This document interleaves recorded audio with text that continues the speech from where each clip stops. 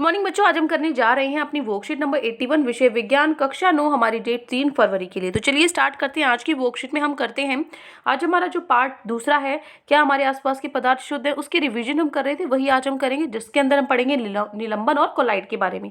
निलंबन क्या होता है? देखो, निलंबन होता है ये एक प्रकार का विषमांगी मिश्रण है। विषमांगी मिश्रण कैसे? जैसे मैंने आपको बताया था कि एक, जैसे मान लीजिए चीनी मैंने घोली है पानी में, तो पूरे अच्छे से घुल जाती है। ऐसा तो नहीं होता ना कि कहीं पे वो कम मीठी है, कहीं पे ज्यादा मीठी है ना। पूरे पानी में एक समान वो घुलती है, तो वो तो क्या होते हैं? समांगी मिश्रण। लेकिन एक समान जब नहीं घुलती कोई चीज, वो होते हैं विषमांगी मिश्रण। ठीक है, जिसमें विलेय के कण विलायक में घुलते नहीं है, अपितु बिखरे रहते हैं वो, जैसे कीचड़ है, जल में रेत है। ये है निलंबन के उदाहरण। अब इसके गुण देखो। इसका जो पहला गुण है, इसके कणों को नंगी आंखों से देखा जा सकता है। हम अपनी डायरेक्ट अपनी आंखों से इसको देख सकते हैं। मान लीजिए मैंने पानी में मिट्टी मिला दी, तो आप देख सकते हो ना कि पानी में मिट्टी आपको डायरेक्ट दिखेगी। मिट्टी, चीनी को आप घोल देते हो पानी में, वो तो नहीं दिखेगी आपको, लेकिन आपको मिट्टी दिख जाएगी। तो जो इसके निलंबन के जो कण हैं, वो क्या होंगे? आपको नंगी आंखों से दिखाई देंगे। दूसरा, यह एक विषमांगी मिश्रण, जो मैं आपको बता चुकी है ना। ये क्या होगा? ये उसमें पूरी तरह से नहीं घुलेगा। तीसरा, विलेय और विलायक को छानन विधि से अलग किया जा सकता है। जैसे मैं पानी का जो मिट्टी है जिसमें, उसको छान देती हूँ तो मिट्टी छलनी में रह जाएगी और मेरा पानी अलग हो जाएगा। तो ये हम जो विलेय और विलायक है उसको अलग कर सकते हैं, ठीक है, छनन से।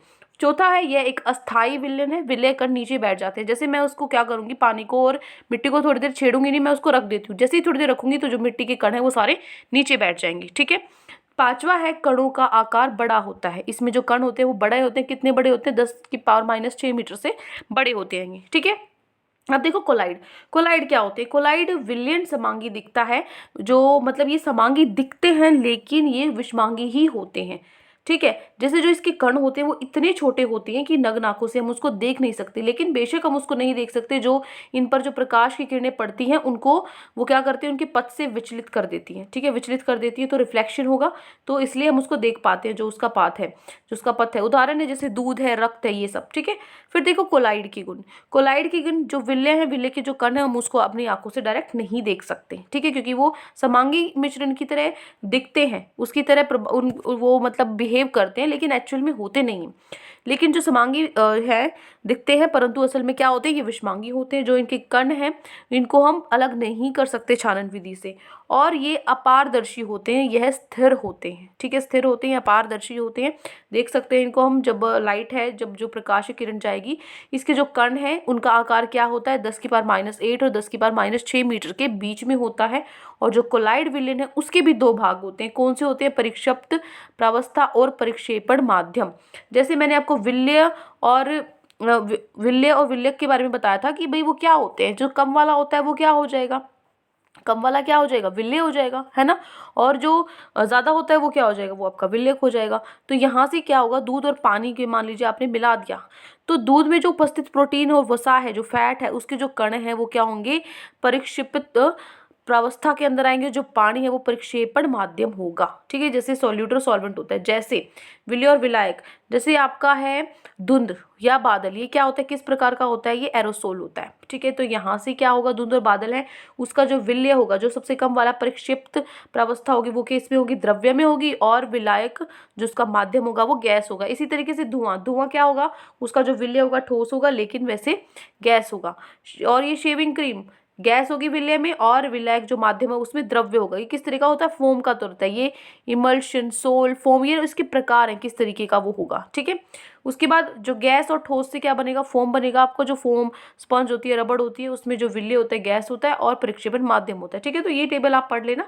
इसमें से भी आपका 1 या 2 नंबर में, मतलब एक क्वेश्चन जैसे 1 मार्क का आपका इसमें से बन सकता है। ठीक है, तो इसको रीड कर लेना। अब चलते हैं हमारे प्रश्न उत्तर पे। 4 प्रश्न आज आपकी वर्कशीट में दिए गए हैं, तो एक एक करके हम इसको हल करते हैं। पहला प्रश्न है आपका, निलंबन तथा कोलाइड में अंतर लिखिए।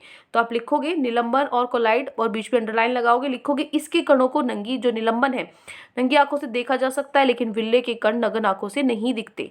दूसरा, विलय और विलायक को छनन विधि से अलग किया जा सकता है, लेकिन कोलाइड को के जो कण है उसको छानन विधि से पृथक नहीं किया जा सकता। विलय के जो कण होते हैं वो नीचे बैठ जाते हैं, लेकिन कोलाइड के अंदर जो विलय के कण है वो नीचे नहीं बैठते। निलंबन का उदाहरण है कीचड़, जल में रेत, और उदाहरण जो कोलाइड का है वो है दूध, रक्त आदि। ठीक है, हो गया पहला प्रश्न। अब चलते हैं दूसरे प्रश्न पे। दूसरा प्रश्न है, निम्नलिखित में को कोलाइड तथा निलंबन में वर्गीकृत कीजिए। रक्त है, कोलाइड है या निलंबन है? तो रक्त और दूध हमने पढ़ा था वो क्या है? कोलाइड है। तो जेली भी क्या है, कोलाइड है। नींबू पानी भी क्या है, कोलाइड है। लेकिन कीचड़ क्या है आपका, जो कीचड़ युक्त जल है वो क्या है आपका, निलंबन है। ठीक है, हो गया आपका सेकंड क्वेश्चन। फिर देखो थर्ड क्वेश्चन, तीसरा प्रश्न है, निम्नलिखित में परिक्षिपत प्रावस्था तथा प्रक्षेपण माध्यम बताइए। तो आपको बताना है धुंध का जो परिक्षिप्त प्रावस्था है वो है द्रव्य और जो माध्यम है वो है गैस। रंगीन रत्न का दोनों ठोस आएंगे, प्रावस्था भी और माध्यम भी। जेली के अंदर प्रावस्था द्रव्य, माध्यम ठोस।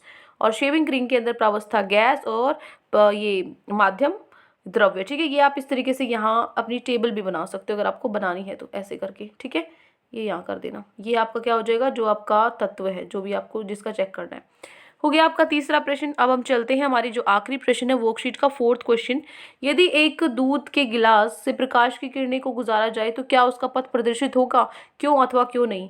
तो आप लिखोगे हाँ, यदि एक दूध के गिलास को प्रकाश की किरणों से को गुजारा जाए तो उसका पथ प्रदर्शित होगा, क्योंकि दूध एक कोलाइड है। इसके कण छोटे होते हैं परंतु इन पर पड़ने वाली प्रकाश किरणों को उनके पथ से विचलित कर देता है। ठीक है, ये है आपका प्रश्न नंबर 4।